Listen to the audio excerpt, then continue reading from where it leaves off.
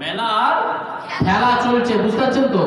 তাহলে সেখানে সেই জিনিসটা দিলে মনে হয় শ্যাওড়া বেরিয়ার খুব নাম উজ্জ্বল হতো নাকি? হ্যাঁ, স্বভাব পরিপূর্ণ হয়ে যেত, সব জান্নাতের সার্টিফিকেট হয়ে যেত নাকি? একটু কথা বলছে না কেন? আমার সঙ্গে একটু কথা বললে ভালো লাগবে, নাহলে ভাববো আমি জঙ্গলে মনে হয় জলসা করছি। এখানে জঙ্গল নেই তো, মানুষ বসে আছে তো, কান চুপচাপ মেরে আছে, মুখ স্যালো টেপ দিয়ে আছে নাকি? সব মুখ খোলাও আছে, কানটাও খোলা আছে। আলোচনা রাখছি যখন একটু হ্যাঁ হুঁটা দেন, তাহলে আমার বুঝতে সুবিধা হবে যে আপনারাও শুনতে পাচ্ছেন। হুগলি জেলার ফুরফুরা দরবার শরীফ আপনাদের কাছে। সেই হুগলি জেলার মানুষরা তো সব থেকে বড় ধন্য যে দাদা হুজুরের নেক রুহানি দোয়া, নেক নজরটা আপনাদের কাছে আরো বেশি পড়ছে। আমরা হাওড়া জেলা অনেক দূরে আছি, তাই তো নাকি? আসেন, যারা বলছে জলসা দিলে লাভ, আর জলসা দিলে কিছু মানুষ বলছে বেকার ফজুল খরচা হচ্ছে, হুজুরদের লাভ হচ্ছে, লাইটিং ওয়ালার লাভ হচ্ছে, মাইক ওয়ালার লাভ হচ্ছে, কাজের কাজ কিছু হচ্ছে, তাই তো নাকি? না বা এই জলসা এখন হচ্ছে না, আজ থেকে ১৫০০ বছর আগে থেকে এই জলসা, এই সভা হচ্ছে।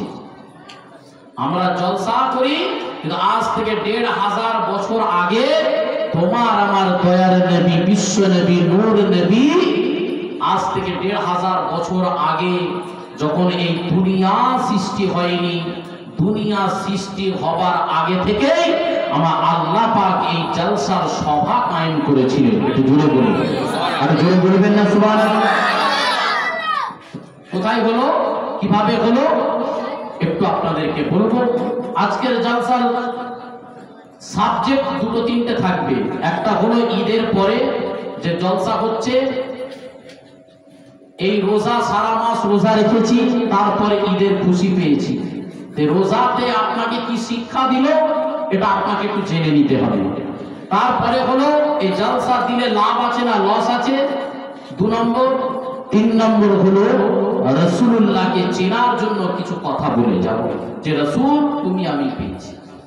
এই সাবজেক্টের উপরে আলোচনা রেখে বিদায় নেব। শুনবেন তো আপনারা? শেষ পর্যন্ত থাকবেন। আসেন বাপেরা, যুবকেরা, তরুণেরা, আব্বারা, আমার নবী পাকি প্রেমিকেরা, আমার রাসূলের দিওয়ানারা, কাল কাল করে শুনে নাও, এই জলসা আজ থেকে ১৫০০ বছর আগে তোমার আমার দয়াল নবী, বিশ্ব নবী, নূর নবী, হাবিবুল্লাহ জনাবে মুহাম্মদুর রাসূলুল্লাহ সাল্লাল্লাহু আলাইহি ওয়াসাল্লাম দুনিয়া আসার আগে আমার আল্লাহ পাক ইল্লিয়িন বলে একটা জায়গা, ইল্লিয়িন বলে একটা জায়গায় সমস্ত মানুষের রূহটাকে, আত্মাটাকে, নবী পয়গম্বর আদম থেকে নিয়ে ঈসা পর্যন্ত এবং দুনিয়ায় যারা এসেছে, যারা আসবে, কিয়ামত পর্যন্ত যারা আসবে, সমস্ত মানুষের রূহটাকে, আত্মাটাকে আমার আল্লাহ পাক সমস্ত এক জায়গায় জড়ো করে আমার আল্লাহ পাক বলেছিলেন আলাস্তু বিরাব্বিকুম, আলাস্তু বিরাব্বিকুম।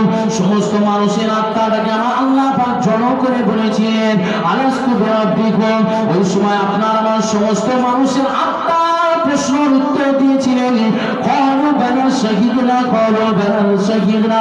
নিশ্চয়ই আপনি আমার রব, নিশ্চয়ই আপনি আমার প্রভু, নিশ্চয়ই আপনি আমার খালিক বলে শেষ করে দিল সভা। ওই সভাটা ছিল কি? আম ছিল। আম দাওয়াত মানে, আম দাওয়াত কি থাকে সব কথা পুরো, ওটা হলো আম সভা ছিল। আল্লাহ পাক আম করে শেষ করে দিল সবাই। আমরা তাহলে কি বললাম? ক্বালু বালা শাহিদনা, নিশ্চয়ই আপনি আমার, জোরে বলুন, রব, প্রভু। এটা বলে আল্লাহ সমাবেশ শেষ করে দিলেন। দ্বিতীয় সমাবেশ ডাকছেন, তারা আসবে, সেখানে কিছু সিলেক্টেড করা হলো নবী আর পয়গম্বর, অন্য কেউ না, নবী আর পয়গম্বরকে ডাকা হলো। আমার আল্লাহ পাক উসমাই কালাম, নিয়ামতি কালাম, হায়দারি কালামুল্লাহ শরীফের মধ্যে ঘোষণা করলেন ওয়া ইযা খাযাল্লাহু মিসাকান নাবিয়্যিনা লামা আতাইতুকুম মিন কিতাবিন ওয়া হিকমা সুম্মা জাআকুম রাসূলুন মুসাদ্দিকুন লিমা মা'আকুম লাতু'মিনুন্না বিহি ওয়া লাতানসুরুন্না ক্বালা আ'আকরারতুম ওয়া আখাযতুম আলা যালিকুম ইসরি ক্বালু আ'আকরারনা ক্বালা ফাশহাদু ওয়া আনা মা'আকুম মিনাশ শাহিদিন। জোরে বলুন আল্লাহু আকবার। আল্লাহ পাক সূরা কালামের মধ্যে ঘোষণা করলেন সমস্ত নবী পয়গম্বরকে এক জায়গায় জড়ো করে আমার আল্লাহ পাক সর্বপ্রথম বলতে লাগলেন, এ নবী করে পাঠাবো, আমি তোমাকে নবুয়ত দান করব, আমি তোমাকে উত্তম চরিত্র করে তোমাকে নবী করে দুনিয়ায় পাঠাবো, তোমার উপরে ওহী নাযিল হবে বাবা। এই রকম করে কিন্তু একটা কথা তোমাদেরকে মেনে নেবে, তোমাদের শেষে আপনার আমার দয়ার নবী আখিরি নবী মুহাম্মদুর রাসূলুল্লাহ শেষে পাঠাবো, তুমি কি মেনে নেবে? ওই সময় আদম নবী আল্লাহকে বলেছিলেন, ও আমার আল্লাহ পাক, আপনার আখিরি নবী শেষ নবীকে আমরা সবাই মেনে নিলাম। আদম নবী মেনে নিল, মুসা নবী মেনে নিল, ঈসা নবী মেনে নিল, দাউদ নবী মেনে নিল, সুলাইমান নবীকে বলা হলো, সুলাইমান নবীও মেনে নিল, এমন করে ইব্রাহিম নবী মেনে নিল, ইসমাঈল নবী মেনে নিল, নূহ নবী মেনে নিল। আদম নবী থেকে নিয়ে ঈসা নবী পর্যন্ত 1 লক্ষ মতান্তরে 2 লক্ষ নবী পয়গম্বর আমার আল্লাহ পাক বলার সঙ্গে সঙ্গে সমস্ত নবীরা সবাই মিলে ক্বালু আকরারনা ক্বালা ফাশহাদু ওয়া আনা মাআকুম মিনাশ শাহিদিন, সমস্ত নবী পয়গম্বররা ইকরার করে নিল, বিশ্বাস করে নিল। তখন আমার আল্লাহ পাক বললেন নবী পয়গম্বর সেখানে ছিল 1 লক্ষ মতান্তরে 2 লক্ষ 999, 1 কম 24,000। আল্লাহ পাক বললেন তাহলে বাবা আদম নবী মুসা নবী সাক্ষী হয়ে যাও, মুসা নবী আদম নবী সাক্ষী হয়ে যাও, ঈসা নবী দাউদ নবী সাক্ষী হয়ে যাও, দাউদ নবী ঈসা নবী সাক্ষী হয়ে যাও, এমন করে পরস্পর নবীরা তোমরা সাক্ষী হয়ে যাও। যখন তোমরা সাক্ষী হয়ে গেলে আমি আল্লাহ পাক তোমাদেরকে সঙ্গে করে নিয়ে আমিও সাক্ষী হলাম আমার হাবিবুল্লাহর উপরে শেষ নবী আসবে। ওই একের কোটাকে পূরণ করে 24,000 কোটাকে আমি আল্লাহ পূরণ করে দিলাম। আরো বলে বলুন সুবহানাল্লাহ। 1 লক্ষ মতান্তরে 2 লক্ষ 23,999, একদম 24,000। আল্লাহ বলছেন একের কোটাটাকে আমি আল্লাহ পূরণ করে আমিও কি করলাম? সাক্ষী হলাম যে আমার নবীকে শেষে পাঠাবো। এবার আসুন সেই নবী আসলেন, আসার পরে আমার দয়ার নবী 12ই রবিউল আউয়াল সুবে সাদেক গরিবদের গমখার মদিনা ঝুমার কুল্লবীদের সরদার আমিনা লাল মদিনার দুলাল দয়ার নবী আসলেন। আসার পরে 2 জন ব্যক্তি, একজন খুশি হলো একজন বেজার হলো। একজন খুশি একজন বেজার হয়ে গেল। একজন খুশি হলো নবী এসেছে, আর একজন বলছে না নবী এসেছে আমি অখুশি। কারা খুশি হলো? যাদের জন্য নবীর জন্য সবকিছু, তাই তো নাকি? জোরে বলুন, নবীর জন্য সবকিছু। তো জমিন হয়েছে কিসের সদকায়? নবীর সদকায়। আসমান হয়েছে নবীর সদকায়, চন্দ্র হয়েছে নবীর সদকায়, সিতারা হয়েছে নবীর সদকায়, আপনার জান্নাত তৈরি হয়েছে নবীর সদকায়, জাহান্নাম তৈরি হয়েছে নবীর সদকায়, কুল কায়নাত তৈরি হয়েছে নবীর সদকায়।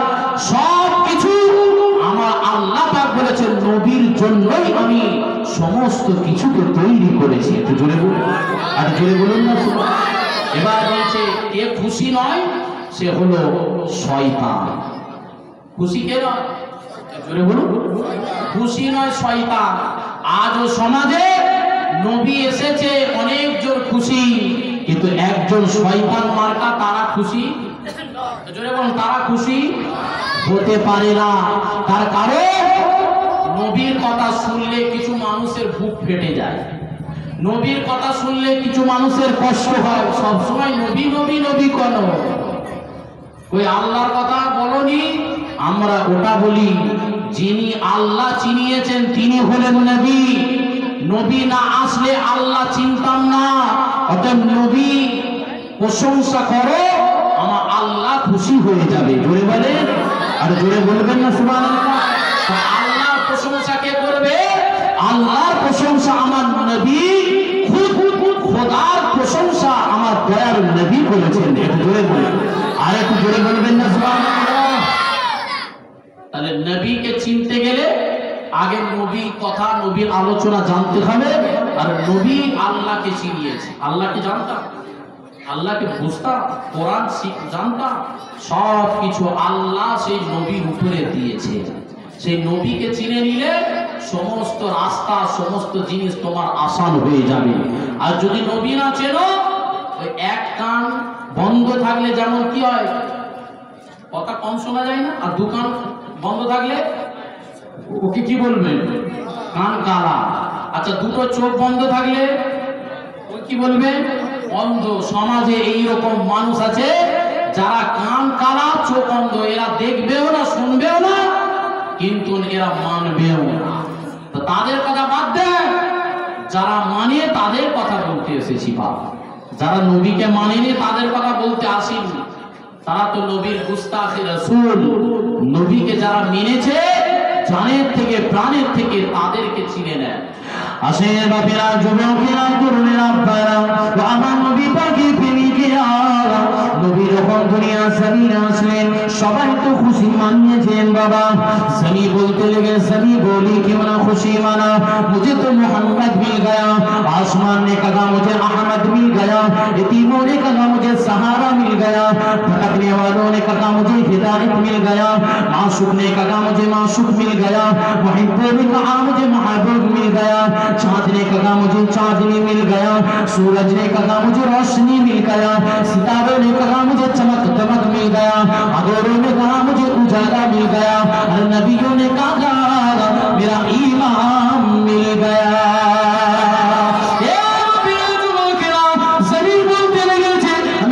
খুশি মানাবো না, আমি তো মুহাম্মদ পেয়ে গেছি, মুহাম্মাদের জন্য আমি জমিন তৈরি হয়েছি। আসমান ने कहा আমি কেন খুশি মানাবো না, আমি তো আহমদ পেয়ে গেছি।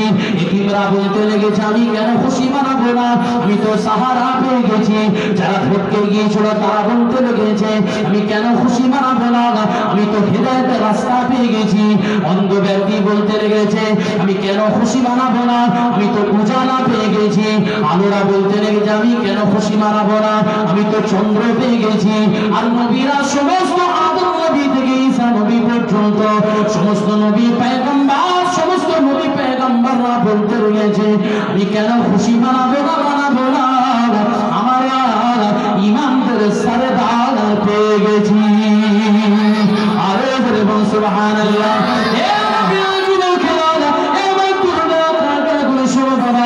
সেই নবী পাককে চিনতে হবে বাবা। আমার নবী সাদকায় সব কিছু তৈরি হয়েছে, আমার নবী না হলে কিছুই হতো না। জমি বলি কি ওরা খুশি মানা, নবী বলতে লেগেছে জমি যদি না হতো আমি কিছুই হতাম না। আল্লাহ পাক বলছে আমি দুনিয়া যত নবী পয়গম্বরকে পাঠিয়েছি সমস্ত নবীদের থেকে আপনার আমার আখিরি নবী মুহাম্মদ রাসূলুল্লাহকে সর্বশ্রেষ্ঠ মাকামের অধিকারী করেছি। আরে বলুন সুবহানাল্লাহ। সমস্ত নবীদের শ্রেষ্ঠ নবী করেছে। যে নবীকে আগে চিনে নাও, ইবাদত তোমার জন্য কবুল হয়ে যাবে, ভালোবাসা অটোমেটিক বেড়ে যাবে। রাসূলকে চিনতে হবে বাবা, যে রাসূল তোমার জন্য এত কষ্ট করেছে। সেই রাসূলুল্লাহ দুনিয়ার জমিনে আসলেন, অনেক কাহিনী আছে, ওদিকে যাচ্ছি না। আস্তে আস্তে বড় হতে লাগলে, দুনিয়ায় আসার আগে বাপকে হারালেন, পরক্ষণে মাকে হারালেন, তারপরে দাদু ভাইকে হারালেন, চাচা জানকে হারালেন, পরক্ষণে আস্তে আস্তে বড় হচ্ছে। এরপরে রিসালাতের দাওয়াতটা দিতে লাগলেন। কত বছরে? 40 বছরে। 40 বছর আগে আল্লাহ পাক বলেছে হাবিব কোনো কথা বলবেন না, কোনো কথা বলবেন না। নবীর বয়স যখন 40 বছর অতিক্রম হয়ে গেল, আল্লাহ পাক বলছে হাবিব এবার আপনি রিসালাতের দাওয়াত দিতে থাকুন, বলতে থাকুন লা ইলাহা ইল্লাল্লাহ মুহাম্মাদুর রাসূলুল্লাহ। আল্লাহকে আল্লাহ বলে মেনে নাও, আর নবীকে নবী বলে মেনে নাও, কামিয়াব হয়ে যাবে, কামিয়াব হয়ে যাবে। সবাই মেনে নিতে পারলো না। সবাই বলছে তোকে আমরা নবী বলে মানতে পারবো না, আব্দুল্লাহর বেটা মুহাম্মদ বলে মানবো, কিন্তু নবী বলে বলো মানতে পারবো না। আর সেই সিস্টেমটা আল্লাহ করে দিলে, এই দুনিয়ার বাসীরা যদি মুসলমান হতে চাস, ইমানদার হতে চাস, লা ইলাহা ইল্লাল্লাহ ইল্লাল্লাহ পড়লে হবে না, তার সঙ্গে মুহাম্মাদুর রাসূলুল্লাহ পড়তে হবে। এটা সিস্টেম করে দিয়েছে, বাইরে যেতে পারবে না। তার কোথায় আল্লাহ বলছেন যেখানে আমার নাম থাকবে সেখানে আমার মুস্তাফার নাম থাকবে। আমার মুস্তাফা যেখানে নেই সেখানে আমিও স্রষ্টা, আমিও নেই। আমি স্রষ্টা যেখানে থাকবো আমার মাহবুব সেখানে থাকবে। একটু জোরে বলে, আর জোরে বলে দিন সুবহানাল্লাহ। আসিয়া বাবা যুবকেরা কোথায় করে আল্লাহ বলতে লাগলে, আমার বান্দা বান্দি দুনিয়া জমিনে যাও বাবা, দুনিয়া জমিনে যে লা ইলাহা ইল্লাল্লাহ মুহাম্মাদুর রাসূলুল্লাহ পড়বে, আল্লাহকে আল্লাহ বলে মেনে নেবে, কামিয়াব হয়ে যাবে। আমার আল্লাহ পাক বললেন খতিবকে খুতবে মে তেরা নাম, আমার নামের সঙ্গে আমার মুস্তাফার নাম থাকবে। খতিবকে খুতবে মে তেরা নাম, মুকাররিরকে তাকরীর মে তেরা নাম, মুহাদ্দিসকে হাদিস মে তেরা नाम, मुफस्सिर के तफसीर में तेरा नाम, कुरान के हर पारे में तेरा नाम, नमाज तशहुद में तेरा नाम, भूले गिमा गलियों में तेरा नाम, चांद के चांदनी में तेरा नाम, सूरज की रोशनी में तेरा नाम, मस्जिद के मीनार में तेरा नाम, मस्जिद के मुअज्जिन के आज़ान में तेरा नाम, नमाज तशहुद में तेरा नाम, भूले गिमा गलियों में तेरा नाम, जन्नत के गेट में तेरा नाम, यहाँ तक के जगह होगा मेरा नाम, वहाँ होगा मुस्तफा नाम। अरे बोलो सुभानअल्लाह। हे बाबा যুবকেরা শুনুনেরা, আমার নবী পাকি বিবি কেরা সেই জন্য আজকে বলে যায় আমার নবী চিনতে হবে বাবা। সেই নবী দুনিয়া জমিন আসলে, দুনিয়া জমিন আস্তে আস্তে বড় হতে রিসালাতে দাওয়াত দিতে লাগলে, অনেক মানুষ তাচ্ছিল্য করতে লাগলো, অনেক মানুষ নবীকে অপমান করতে লাগলো, অনেক মানুষ আমার নবীকে অনেক অপমান অপদস্থ করতে লাগলো, অনেক মানুষ আমার নবীকে মারতে লাগলো। কিন্তু আমার দয়াল নবী বিশ্ব নবীকে অনেক অফার দিয়েছিল, হে রাসূল তুমি সব কিছু ছেড়ে দাও, তোমাকে আমরা তিনটে জিনিস অফার দান করলাম, তোমাদেরকে আমরা নবী, তোমাকে নবী বলা মানা বন্ধ করে দাও, নবী বলা বন্ধ করে দাও। যদি বন্ধ করে দাও তাহলে তোমাকে তিনটা জিনিস দিয়ে দেবো। এক নম্বর হলো টাকা যা চাইবে সব দিয়ে দেবো। মক্কাবাসীরা বলতে লাগলো, ইয়া রাসূল আব্দুল্লাহ বেটা মুহাম্মদ, ও আমার মুহাম্মদ শোনো বাবা, তুমি যদি কলেমা প্রচার বন্ধ করে দাও তোমাকে তিনটা জিনিস দেবো। এক নম্বর হলো টাকা দিয়ে দেবো, দুই নম্বর হলো নারী দিয়ে দেবো, আর তিন নম্বর হলো তোমাকে বড় নেতা বানিয়ে দেবো। ওই সময় আমার রাসূলুল্লাহ বলেছিলেন কোনো কিছু লাগবে না, নেতা আমার শখ নয়, কোনো নারী লাগবে না, কোনো টাকা লাগবে না, কিন্তু আমার আল্লাহ পাক আমাকে যে সিলেক্টেড করে পাঠিয়েছে, সেই সিলেক্টেডের অধিকারী আমাকে যে করে পাঠিয়েছে, আমি কিঞ্চিত পরিমাণ লা ইলাহা ইল্লাল্লাহ মুহাম্মাদুর রাসূলুল্লাহ প্রচারটা বন্ধ করব না। আরে বলবো সুবহানাল্লাহ। বাবা দুনিয়ার জমিনে কাউকে যদি তিনটের মধ্যে একটা দেয়, কাউকে যদি বলে নেতা বানাবো, সব ছেড়ে দিয়ে নেতা হওয়ার জন্য বিরাট শখ হয়ে যাবে। হ্যাঁ, সংসার ধর্ম কাজ কারবার সব ছেড়ে দিয়ে নেতা হওয়ার খুব শখ হয়ে যায়। কেউ যদি ভালো নারী দেখতে পায় তার জন্য পাগল, কেউ যদি টাকা, সব পাগল। সকাল থেকে রাত পর্যন্ত খালি টাকা টাকা করতে করতেই তো ব্যস্ত, তাই তো নাকি? জোরে বলে। এই তিনটাই আমার রাসূলুল্লাহকে অফার দেয়া হচ্ছে। আমার রাসূল বলছে কিছু লাগবে না, আল্লাহ যে আমাকে দায়িত্ব দিয়ে পাঠিয়েছে এই দায়িত্ব থেকে কিঞ্চিত পরিমাণ দূরে সরে যাব না। একটু জোরে বলবেন, জোরে বলা যাবে না? তাহলে রাসূলুল্লাহ দুনিয়ার জমিনে আসলে আমার রাসূলকে আমার আল্লাহ পাক সর্বশ্রেষ্ঠ নবী করে পাঠালেন। কেন নবী? আল্লাহ বললেন হাবিব দুনিয়ার জমিনে তোমাকে শেষে পাঠালাম এবং সর্বশ্রেষ্ঠ মাকামের অধিকারী করে পাঠালাম। তার কারণ কেন? দুনিয়াতে অনেক নবী এসেছে, সমস্ত নবীরা তো আল্লাহকে বলেছিল আল্লাহ তোমার তাজাল্লি দেখতে চায়। আল্লাহ বলেছে আমার তাজাল্লি দেখলে পুরো ছারখার হয়ে যাবি, দেখতে পাবি না, দেখার চেষ্টা করিস না। তো পরক্ষণে আমার আল্লাহ কি করলে আখেরি নবী মুহাম্মদুর রাসূলুল্লাহর সঙ্গে ডাইরেক্ট আল্লাহ দিদার করে মিরাজ করেছিলেন। একটু জোরে বলুন, আর জোরে বলবেন না? তাহলে দুনিয়ার নবীদের থেকে একটা শ্রেষ্ঠ মাকাম পেল না? পেল না? জোরে বলে। যেই মাকামটা, যে শ্রেষ্ঠ মিরাজ দিদার আল্লাহর সঙ্গে কোন নবীর সঙ্গে হয় না। একমাত্র তোমার আমার নবীর সঙ্গেই করেছিলেন। আল্লাহ পাক এই জন্য কোরআনে ঘোষণা করলেন, সুবহানাল্লাযী আসরা বিআবদিহি লাইলাম মিনাল মসজিদিল হারাম ইলাল মসজিদিল আকসা। আমার হাবিবুল্লাহর সঙ্গে মিরাজ হয়েছে, সশরীরে হয়েছে বাবা। এক নম্বর। দুই নম্বর, আমার নবীর শানকে আল্লাহ পাক কিভাবে বুলন্দ করছে। আল্লাহ পাক বললেন, দুনিয়াতে আমার নবীকে শ্রেষ্ঠ করেছি কেন? দুনিয়াতে আমার নবীকে এই জন্য শ্রেষ্ঠ করেছি, সমস্ত নবীর উম্মতদের জামিনদার আমার নবী। আত্মা যখন বার করা হচ্ছিল ওই সময় আমার নবী বলেছিলেন, আল্লাহ আমার উম্মতিরা বড় গুনাহগার, খাতাকার, সিয়াগার, এরা সহ্য করতে পারবে না। রূহের আত্মাটা বের করার সময় ওই সময় নবী আল্লাহর কাছে বলেছিলেন, আল্লাহ গো, আমার গুনাহগার উম্মতিদের কষ্টটা আল্লাহ আপনি আমার সিনাতে দিয়ে দেন, আমি সহ্য করতে পারবো, তথাপি আমার উম্মতিরা পারবে না। একটু জোরে বলুন। তিন নম্বর হলো, আমার আল্লাহ পাক বললেন, ইন্না আ'তাইনাকাল কাউসার। কিয়ামতের ময়দানে মাহশরে সমস্ত নবী পয়গম্বর, সমস্ত আদম নবী থেকে নিয়ে কিয়ামত পর্যন্ত যত নবী পয়গম্বর এবং মানুষ এসেছে, জিন ইনসান, সবাইকে আল্লাহ তুলবে। কিন্তু কোন নবী পয়গম্বর থেকে শুরু করে কাউকে দায়িত্ব দেয়া হবে না, সেটা হলো কাউসারের পানি। আমার আল্লাহ পাক বলেছে, হাবিব তোমাকেই আমি এই কাউসারের দায়িত্বটা আমি তোমাকেই দিয়ে থাকবো। একটু জোরে বলুন, আর জোরে বলবেন না সুবহানাল্লাহ। কিয়ামতের ময়দানে মাহশরে যখন নফসি নফসি সবাই করতে থাকবে, ওই সময় আমার আল্লাহ পাক হাবিবুল্লাহকে কাউসারের পানি দান করাবে। আর কাউসারের পানি কোন মানুষ যদি খেয়ে নেয়, তার সারা জীবনের তৃষ্ণা মিটা হয়ে যাবে। একটু জোরে বলুন, আর জোরে বলুন না সুবহানাল্লাহ। এই দুনিয়ার পানি নয়, বিসলারি পানি নয়, কিয়ামতের যে পানি রেখেছে আল্লাহ, কাউসারের পানি পান করলে সারা জীবন আর তৃষ্ণা লাগবে না। কি ধরনের পানি?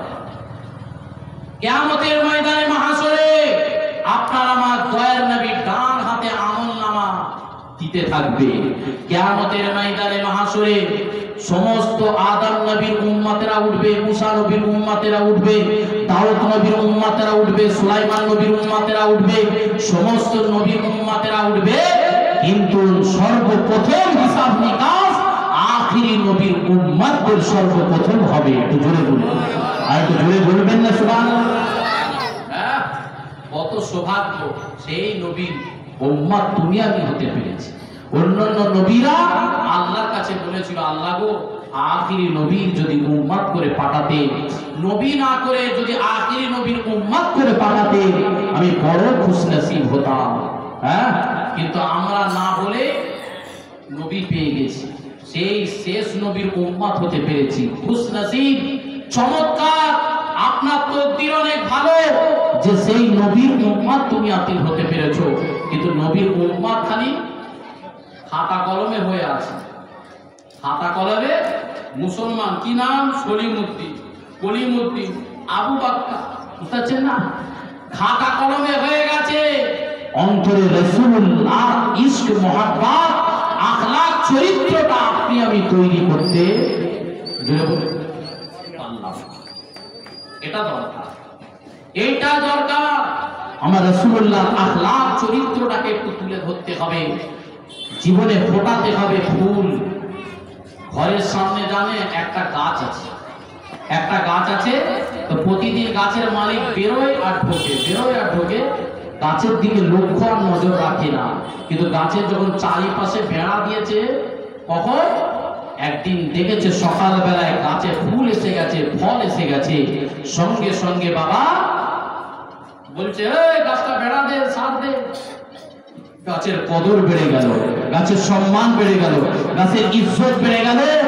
আজ সমাজে আপনাকে আমাকে বলবো যে যদি আপনাকে সম্মানিত হতে হয়, সম্মান যদি আপনি পেতে হয়, আপনি সম্মান চাইছেন, কিন্তু না আপনি ওইভাবে কি করবে, মাথা থেকে পা পর্যন্ত এক একটা ফুল দিয়ে সাজান, অটোমেটিক আপনার কদর, আপনার সম্মান, আপনার ইজ্জত বেড়ে যাবে। জোরে বলুন, এটা জোরে বলবেন না সুবহানাল্লাহ।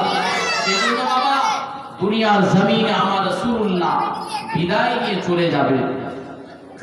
হ্যাঁ 63 বছরের জিন্দেগি খিদমত করে একে একে ইসলাম গ্রহণ করলেন। আমার নবীর আখলাক, নবীর চরিত্র, নবীর ব্যবহার সব কিছু পেলে পরক্ষণে কি হলো বাবা? পরক্ষণে আমার রাসূলুল্লাহ এবার বিদায় নিয়ে চলে যাবে। বিদায় ভাষণে দুটো কথা বলতে লাগলেন। কত লক্ষ সাহাবী? 2 লক্ষ সাহাবীকে জড়ো করলেন। ঘোড়ার উপরে সাওয়ারি হয়ে আবু বকরকে বললেন, এই আবু বকর, চুপ মারতে বলো, আমি শেষ ভাষণ দিতে এসেছি। আমি বড় জাইফ হয়ে গেছি, দুর্বল হয়ে পড়েছি, শেষ ভাষণ দেব, সবাইকে চুপচাপ মারতে বলো। সবাই চুপচাপ হয়ে গেলে। চুপচাপ হয়ে যাওয়ার নবী বলতে লাগলেন, ও আমার সাহাবারা, আমি আর দুনিয়াতে থাকবো না, তোমাদের কাছ থেকে বিদায় নিয়ে চলে যাব, কিন্তু দুটো জিনিস বাবা রেখে যাচ্ছি, এই দুটো জিনিসকে মজবুত করে ধরবে বাবা।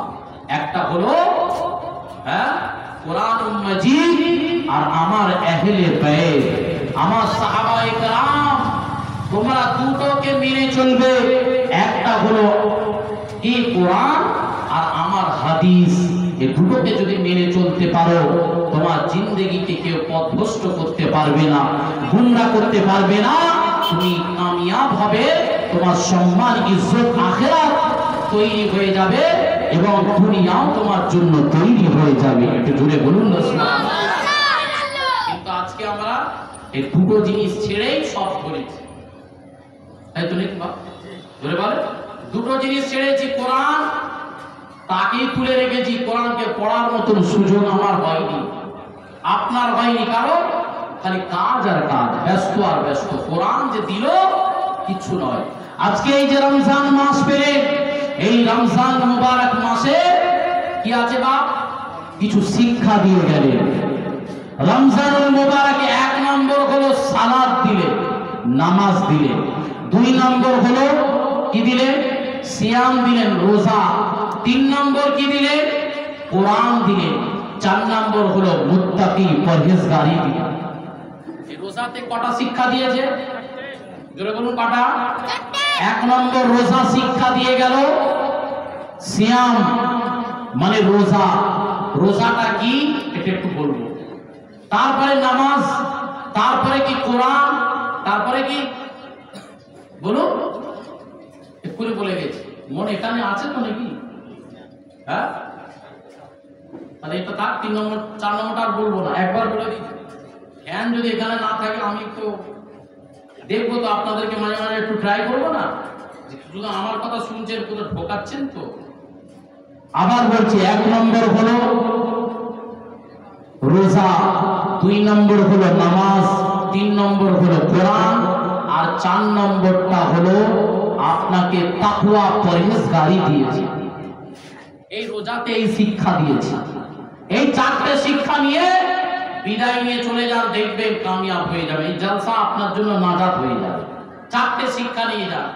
1 নম্বর শিক্ষা, যেটা কি? রোজা। ইসলামের 5টা খুঁটি। বুনিয়াল ইসলামু আলা খামসিন, শাহাদাতু আল্লা ইলাহা ওয়া ইকামিস সালাত ওয়া ইতাইজ যাকাত ওয়াল হজ ওয়া সাওম রমাদান। এই 5টা ইসলামের খুঁটি। কটা খুঁটি? জোরে বলেন। 5টা খুঁটি আছে। 5টা খুঁটির মধ্যেই আছে কি? একটা হলো রোজা, একটা হলো নামাজ। এটা কি ফরজ তো নাকি? ফরজ মানে বাধ্যতামূলক করতেই হবে, না করলে গুনাহগার, না করলে কি গুনাহগার। আসের বাপিয়া যুবকেরা, তরুণেরা, বারা, ইয়া আমার নবী পাকি প্রেমিকেরা, আসেন আমার আল্লাহ পাক কোরআনে ঘোষণা করলেন, ইয়া আইয়ুহাল্লাযীনা আমানু কু আনফুসাকুম ওয়া আহলিকুম নারা। পরপর আমার আল্লাহ পাক কোরআনে ঘোষণা করলেন, ইয়া আইয়ুহাল্লাযীনা আমানু কুতিবা আলাইকুমুস সিয়াম কামা কুতিবা আলাল্লাযীনা মিন ক্বাবলিকুম লাআল্লাকুম তাত্তাকুন।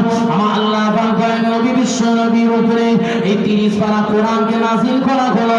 30 পারা কোরআনকে নাযিল করার পরে তোমার আমার নবী বলতে লাগলেন, ও আমার বান্দা বান্দি শুনে রেখে দাও, জেনে রেখে দাও, আমি তোমাদের কাছে দুধ 4-5টা জিনিস বললাম। ইসলামে এটা হলো খুঁটি। এর মধ্যে সর্বপ্রথম হলো ঈমান, হলো বিশ্বাস। আল্লাহ আল্লাহ রাসূলের প্রতি বিশ্বাস রাখতে হবে, পরকালে ফেরেশতার উপরে বিশ্বাস রাখতে হবে, কিতাবের উপরে বিশ্বাস রাখতে হবে, তোমার তকদীরের উপরে বিশ্বাস রাখতে হবে। কিয়ামতের ময়দানে আবার তোমাকে জান দেওয়া হবে, আবার তোলা হবে, ওটার প্রতি বিশ্বাস রাখতে হবে। এটা যে বিশ্বাসের পাঠ গেল। পরক্ষণ আল্লাহ পাক বললেন নামাজটা তোমাদের জন্য ফরজ করে দিয়েছি। যেটা হলো ফরজ, যেটা হলো ফরজ এটা মানতেই হবে, করতেই হবে। তার কারণ হলো আমার আল্লাহ পাক দয়ার নবীর সঙ্গে দিদার হয়েছিল, মেরাজ হয়েছিল। মেরাজে যখন আমার দয়ার নবী গিয়েছিলেন, মেরাজে যাওয়ার পরে তোমার আমার দয়ার নবীকে যখন মেরাজে গিয়েছিলেন, শাস্ত্র আসমান ছেদ করে আমার আল্লাহ পাকের সঙ্গে যখন দিদার করেছে, দিদার করার পর আমার আল্লাহ পাক রহমত দয়ার নবী বিশ্ব নবীকে সঙ্গে করে জান্নাত ঘোরালো, জাহান্নাম ঘোরালো, সমস্ত কিছু দেখভাল করে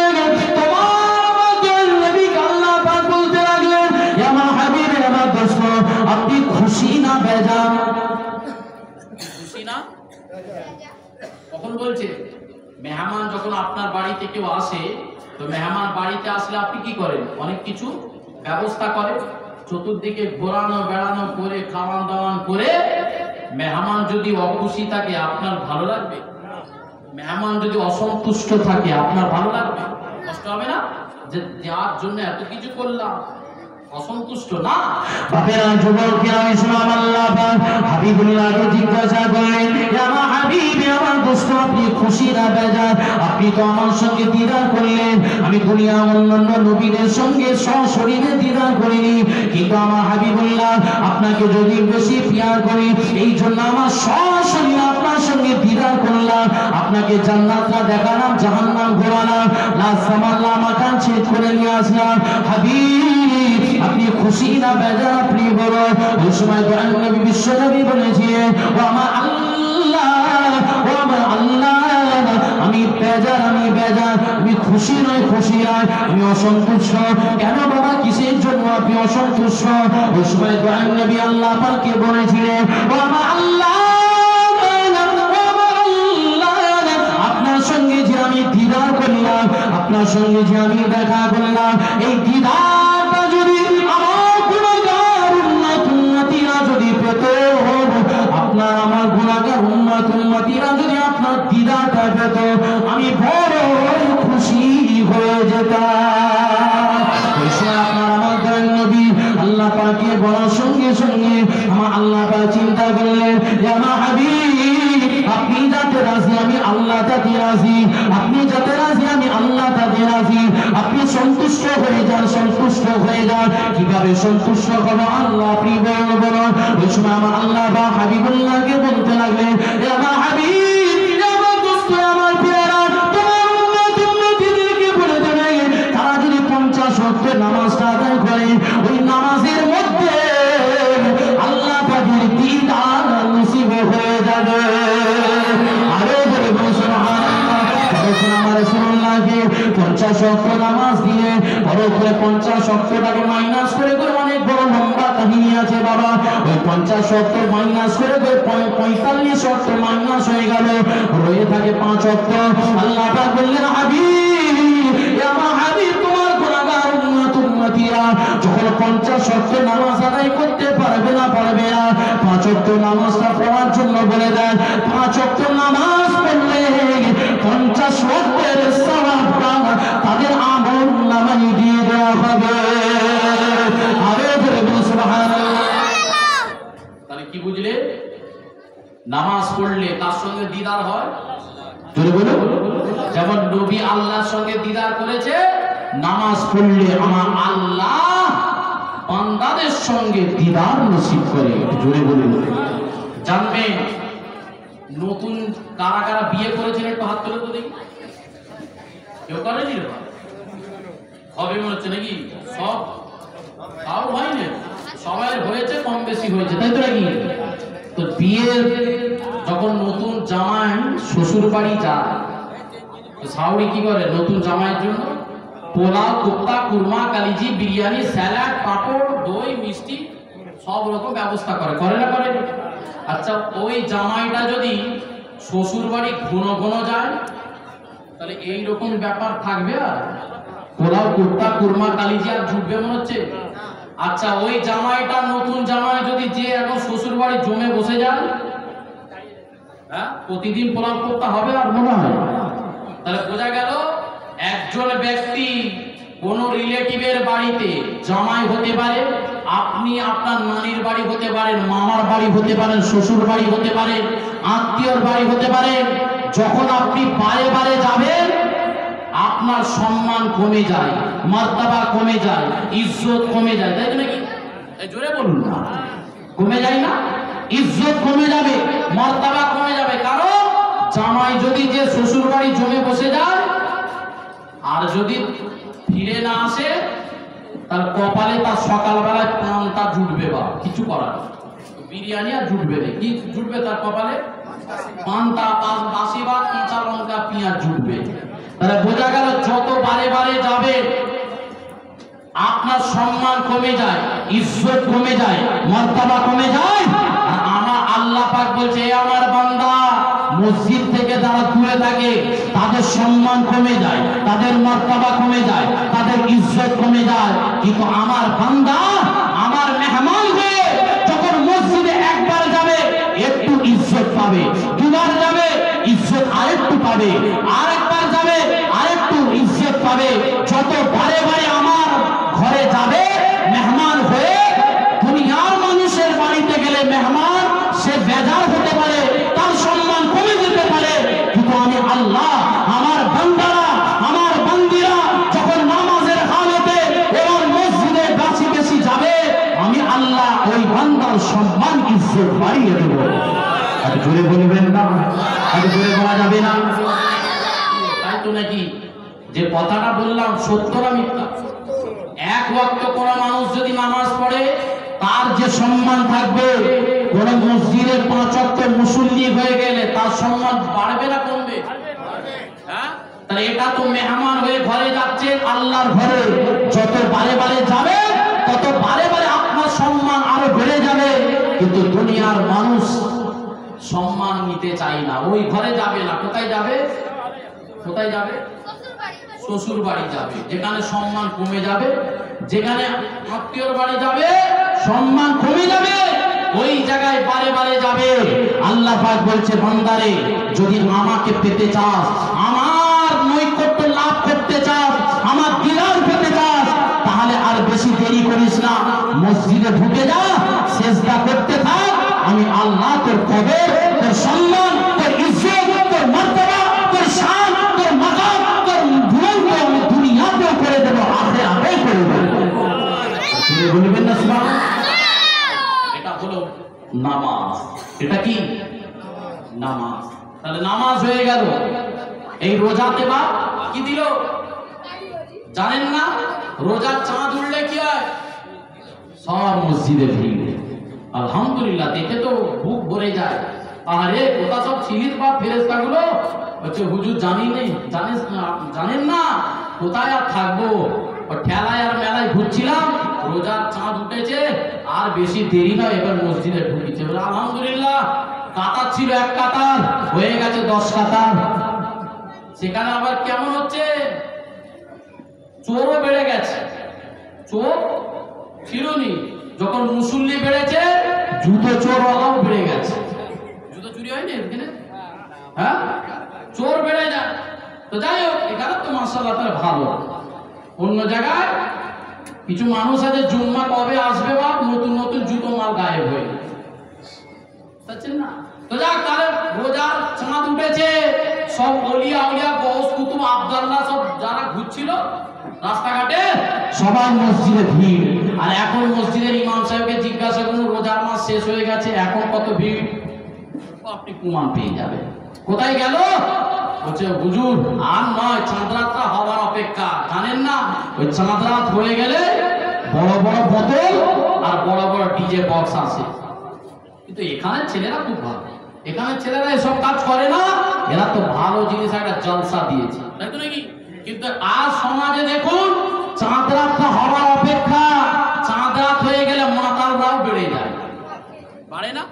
যারা মাতাল থাকে না, একজন মাতাল থাকলে চারজনকে জড়ো করে, চ না ঈদের খুশি মানাবি না, বড় বোতল নিয়েছি চাঁদ রাতে বড় বোতল, আর সে গোসল গোসল করে একদম শর্মা আতর মেখে ঈদগায় যাচ্ছে। ও বাপরে বাপ, আল্লাহর ফেরেশতা ঢুকতে চলে যাচ্ছে। মনে হচ্ছে না আছে তার রোজা, না আছে তার নামাজ, না আছে কিছু, তার জন্য কি ঈদের খুশি? এই জোরে বলুন, ঈদের খুশি কারা? যারা সারা মাস সিয়াম সাধনা করলো, রোজা রাখলো, আল্লাহর জন্য ত্যাগ করেছে, নফসটাকে দমন করেছে। এই রোজার চাঁদ উঠে গেলে কি করে? অনেক কিছু আল্লাহ পাক দুনিয়া অনেক মানুষকে হেফাজত করে দেয়। কি করে? কেউ গুনাহ থেকে হেফাজতে, ব্যভিচারী থেকে হেফাজতে মসজিদে নামাজি হয়ে যায়। কেউ মদখোর থাকে, মদখোর ছেড়ে দিয়ে মসজিদে নামাজি হয়ে যায়। হ্যাঁ, কেউ জিনা করে, মসজিদে জিনা ছেড়ে দিয়ে মসজিদে নামাজি হয়ে যায়। জুয়া ছেড়ে দিয়ে মসজিদে নামাজি হয়ে যায়। হারামখোর আইন ছেড়ে দিয়ে মসজিদে নামাজি হয়ে যায়। মাশাআল্লাহ, রমজান মাস এসে গেলে সব আল্লাহর ওলি তৈরি হয়ে গেল। চাঁদ রাতের পরে কোথায় গেলি রে বাপ? চাঁদ রাতে আর কি নামাজ নেই, আর কি রোজা নেই, না আর কিছু নেই রে বাপ? সব আছে। আমরা কিন্তু মনে করি রোজাটাই আমাদের জন্য নামাজ ছিল, রোজাটাই আমাদের জন্য রোজা ছিল, আর রোজা নেই, আর নামাজ নেই, আর সিয়াম সাধনা নেই। না বাবা, এই রোজাতে তাহলে কটা জিনিস দিয়েছে? একটা হয়ে গেল কি? নামাজ। আর একটা কি বললাম? রোজা। এই রোজাটা কি কেন দিয়েছে? আল্লাহ পাক বললেন তোমাকে তাকওয়া, তোমার ভয় অন্তরে তৈরি করার জন্য। কেন? তুমি তো আল্লাহর ভয়েতে সেই সকাল থেকে সন্ধ্যা পর্যন্ত না খেয়ে আছো, তার জন্য আল্লাহর ভয়েতে। তো তুমি কি বান্দার ভয়ে? যদি বান্দার ভয়ে আপনি রোজা রাখেন, তাহলে সে কি করবে? চার দেয়ালে ঢুকে একটা ঠান্ডা বোতলে ঢুকে ফটফট করবে। ওটা কি আল্লাহর ভয় হলো? জোরে বলুন, আল্লাহর ভয় হলো না, একটা বান্দার ভয় আছে। কিন্তু যারা আল্লাহর ভয়ে রোজা রাখে, আল্লাহ বলছেন তাহলে আমাকে ভয় করার জন্য তোরা রোজা রেখেছিস। আমি তো তোকে দেখতে যাই না, তুই মনে করেছিস আমাকে আল্লাহ দেখছে, এই জন্য চার দেয়ালে একা থাকার পরেও ঠান্ডা বোতল পানি খাস না, কোনো ফল খাস না, কোনো কিছু খাসনি। কিসের জন্য বাবা? আল্লাহর তোর অন্তরে ভয় ঢুকেছে।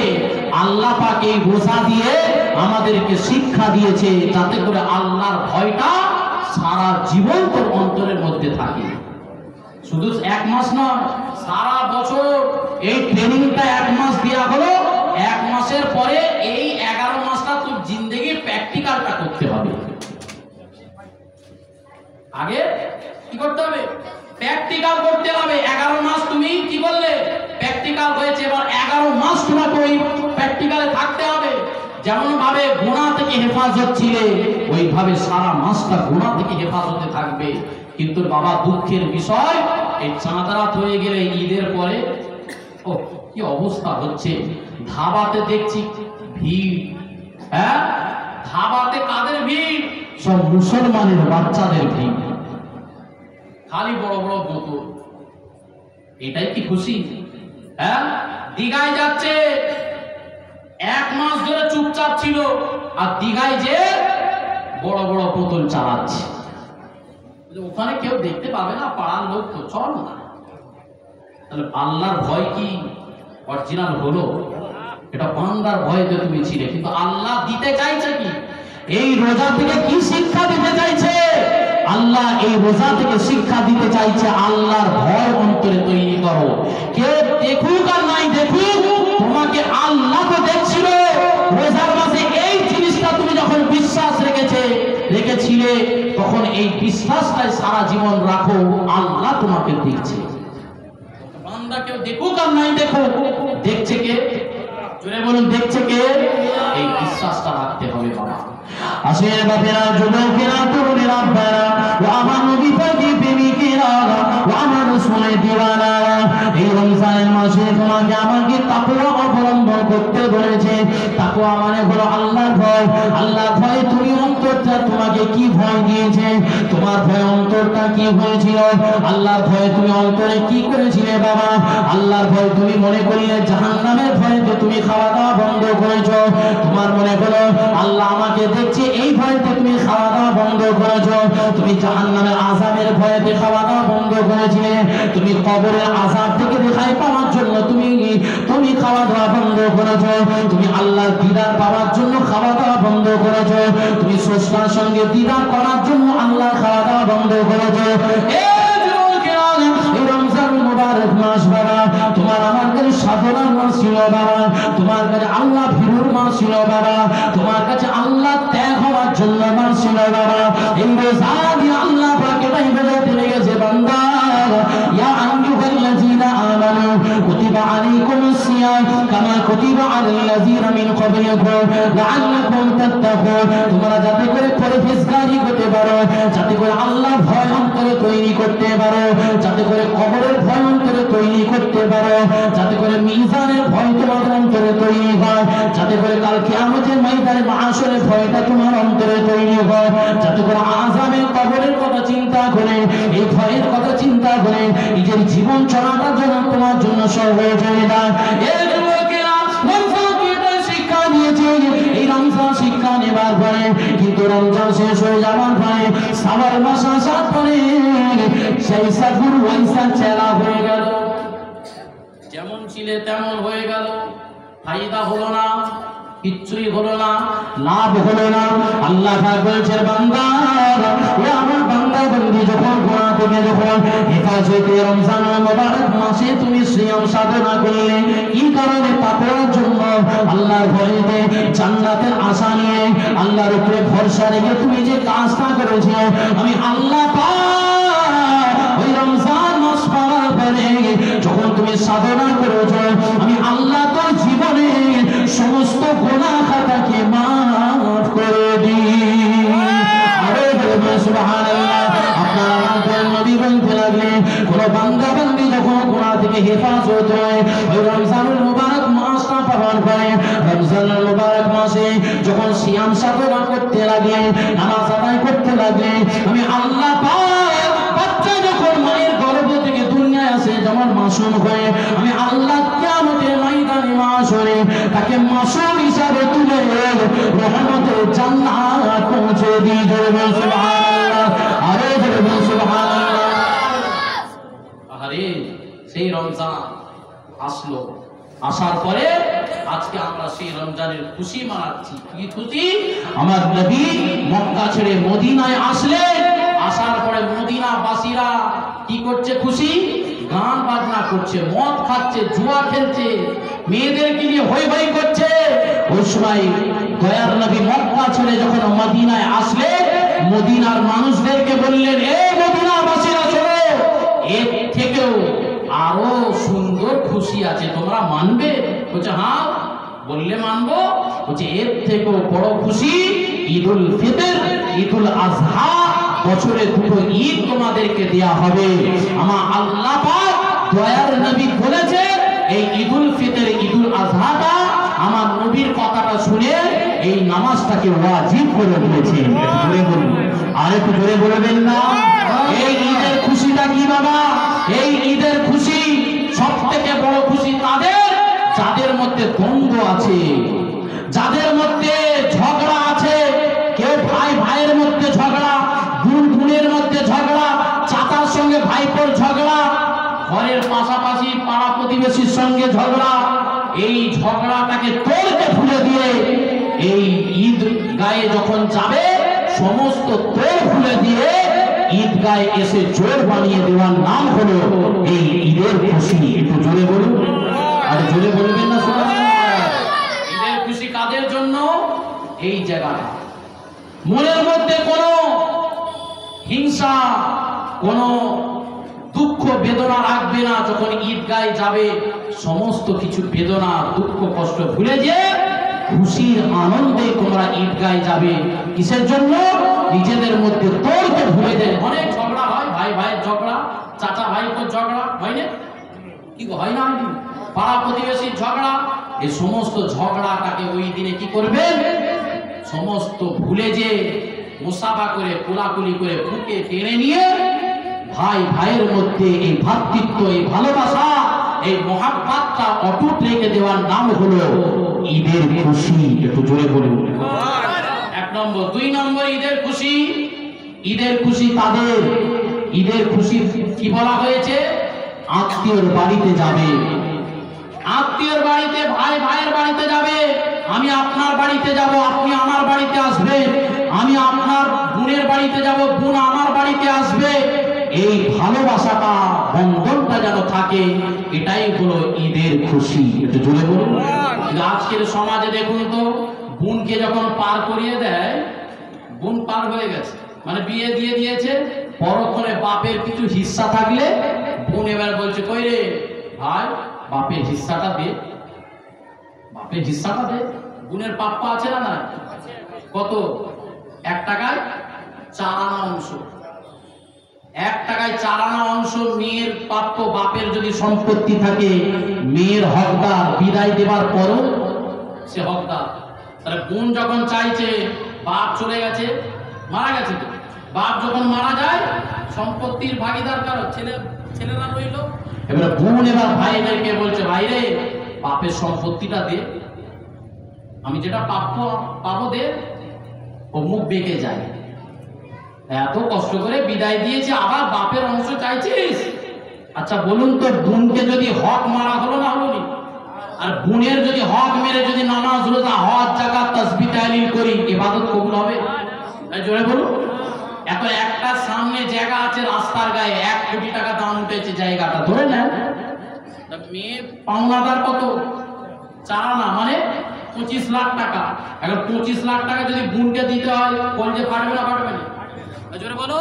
আর সেটা দিতে গেলে কলজে ফেটে যাচ্ছে, আর এদিকে ঠক ঠক করে জাকাত দিচ্ছে, ফেতরা দিচ্ছে, অমুক দিচ্ছে, তমুক, অনেক কিছু, বড় বড় গরু আসছে।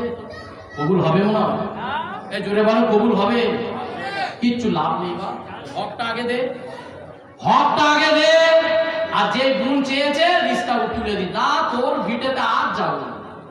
তাহলে বোনের সঙ্গে রিস্তা কি হলো? ঈদের খুশি। আর নতুন নতুন জামা পরলে ঈদের খুশি নয়।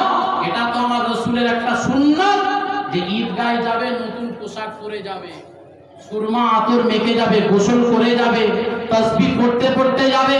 এ তো ঈদের একটা সুন্নাত। কিন্তু ঈদের পরে কি বলা হয়েছে? ঈদের নামাজটা পড়ে তুমি তোমার আত্মীয়র বাড়িতে যাও। কিন্তু এখানে বোনের সঙ্গে তো ভাইয়ের লেগে আছে, যাচ্ছে তো, এও আসছে না, ও যাচ্ছে, আর বোন টুকরে টুকরে কাঁদছে, আমার বাপ যদি থাকতো গো, ভিটেটাই যেতাম। তাহলে এই বোন যদি কষ্ট পায়, কি হবে? ইবাদত কবুল হবে? হবে না। এই ঈদের খুশি এইটাই, সমস্ত তোড় ভুলতে হবে, সমস্ত কষ্ট ভুলে যেতে হবে, সমস্ত ঝগড়া ভুলতে হবে। ঈদের খুশি তখনই হবে যখন এই ঝগড়া সব মিটমাট করে দিয়ে বোন ভাইয়ের বাড়িতে আসবে, ভাই বোনের বাড়িতে যাবে, আত্মীয় মানে নানা আসবে এখানে, আমি নানার বাড়ি যাব, সবাই মিল্লাতে ভালোবাসায় থাকবে। এটাই হলো সব থেকে বড় ঈদের খুশি। একটু জোরে বলুন, আর একটু জোরে বলুন না সুবহানাল্লাহ। ঈদের দুটো খুশি বললাম, একটা কি বললাম? একটা কি বললাম? নিজেদের মধ্যে ঝগড়াটাকে মেটানোটা, এটা ঈদের খুশি। আর একটা ঈদের খুশি কি? আত্মীয়টাকে বজায় রাখাটা ঈদের খুশি। আত্মীয় বজায় রাখা ঈদের খুশি। আর যারা আত্মীয়কে বজায় রাখতে পারলো না, তাদের ঈদের খুশি নয়। আর 3 নম্বর হলো ঈদের খুশি তারা যেমন সারা মাস কোস্তাকারের কাছে কাজ করে। তো কোস্তাকারের কাছে যখন সারা মাস কাজ করে, পেমেন্ট দেয় তো? পেমেন্ট দেয় না।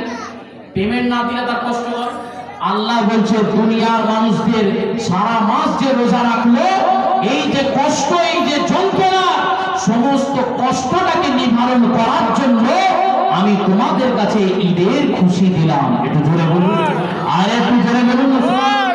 এই ঈদের খুশি দিয়ে তোমাদেরকে কষ্টটাকে নিবারণ করে দিলাম। এই ঈদের নামাজ পড়বে, সবাই মিলে আমরা আনন্দেতে মিষ্টি মুখ করবো, সেমুই লাচ্চা খাবো, সবাই মিলে মিষ্টি মুখ করে আনন্দে জীবনটা কাটাবো। এটাই হলো ঈদের খুশি। আমার শরীয়ত, ইসলামের শরীয়ত নিজে নিজের কথা ভাবে না। ইসলাম শিক্ষা দিচ্ছে নিজে এবং পরের কথা ভাবো। নিজেও ভাবতে হবে, পরের কথা ভাবতে হবে, তবে আপনি ইসলামের অনুসারী। আর যদি আপনি বলেন শুধু আমার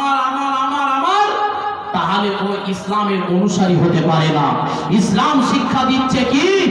ইসলাম শিক্ষা নিজে বুঝতে হবে, আরেকজনকে বাঁচাতে হবে। আল্লাহর কোরআন বলছে, ইয়া আইয়ুহাল্লাযীনা আমানু কু আনফুসাকুম ওয়া আহলিকুম নারা, নিজে বাঁচো, অপরকে বাঁচাবার চেষ্টা করো। সেই জন্য বাবা, আজকে আমাদের সমাজে যারা গরিব দুঃখী থাকে তাদের দিকেও দৃষ্টিপাত করতে হয়। আমার রাসূল শিক্ষা দিচ্ছে, এ আমার পৃথিবীর মানুষেরা শোনো, ইসলামের অনুসারী যারা হবে, ইসলামের অনুসারী হলে নিজের কথা কোনোদিন ভাববে না, আগে পরের কথা ভাববে। পরের কথা ভাবলে অটোমেটিক আমি আল্লাহ আমার বান্দাদের জন্য আমি সব ব্যবস্থা করে দেবো। একটু জুড়ে বলুন। এক নম্বর কি? এক নম্বর হলো যাকাত। এই যাকাতটা নিজে বাঁচি। যাকাতটা অর্থটা কি? যাকাত হচ্ছে 100 টাকার মধ্যে 2.5 টাকা মানুষকে দান করো, অসহায় গরিব মানুষদেরকে দাও, কারণ নিজে বাঁচছো, আরেকজনকে বাঁচাবার চেষ্টা করো। এটা হলো যাকাত। যাকাত দিলে কি হবে? সে অর্থশালী একটু হবে, তার বাড়িতে ঈদের খুশি আসবে, তাই তো নাকি? আরেকটা হলো ফিতরা। এই ফিতরাটা কেন দেয়? ফিতরা দেওয়ার উদ্দেশ্য হলো যার বাড়িতে মিষ্টি মুখ হবে না, যার বাড়িতে ঈদের খুশির কাপড় হবে না, যার বাড়িতে দুঃখ কষ্ট থাকবে, কমসে কম সে ফিতরার কিছু পয়সা নিয়ে তার বাড়িতে কিছু মিষ্টি মুখ করতে পারবে, তারা পরনের নতুন পোশাকটা পরতে পারবে। তাহলে নিজের পোশাকের সঙ্গে সঙ্গে আরেকটা মানুষের কথা চেষ্টা করো। এটাই আমার ইসলাম শেখাচ্ছে। পরক্ষণে সামনে আসছে কুরবানি, তাই তো নাকি? কি গো, কুরবানি বড় বড় গরু আছে তো?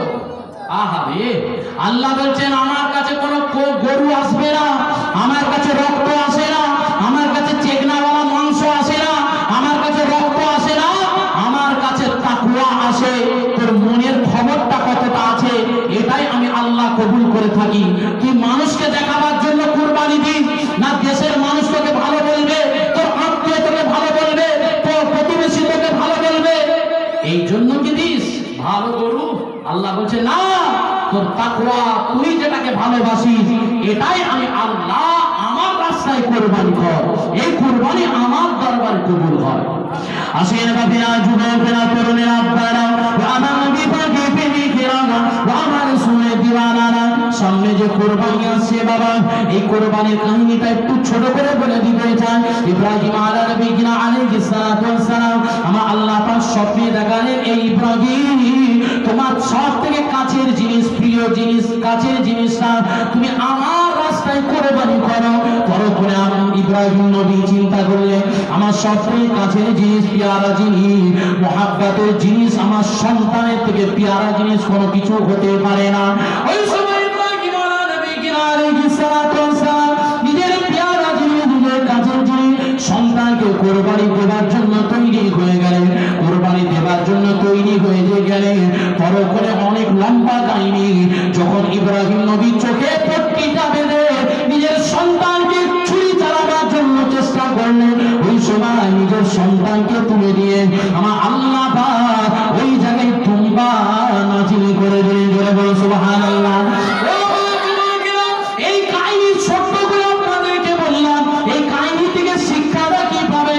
আল্লাহ পাক বললেন, হে আমার বান্দা ইব্রাহিম নবীকে আমি যখন বলেছিলাম তোমার কাছের জিনিস, পেয়ারা জিনিস, যেটা তুমি ভালোবাসো, ওই ভালোবাসার জিনিসটাকে আমার রাস্তায় কুরবানি করো।